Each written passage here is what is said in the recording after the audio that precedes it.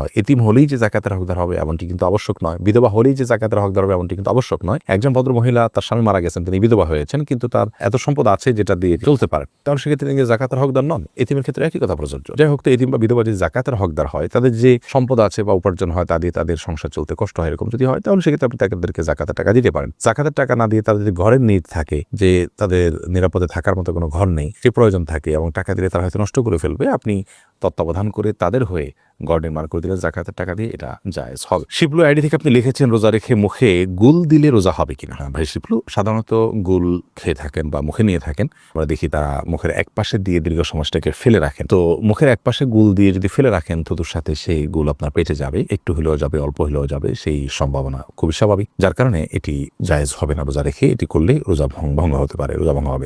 আপনি লিখেছেন শ্বশুরের হাত পা টিপে দেওয়া পুত্রবধূর জন্য জায়েজ আছে কিনা। এটা করা উচিত নয়, কারণ হলো শ্বশুর তার হাত পা যদি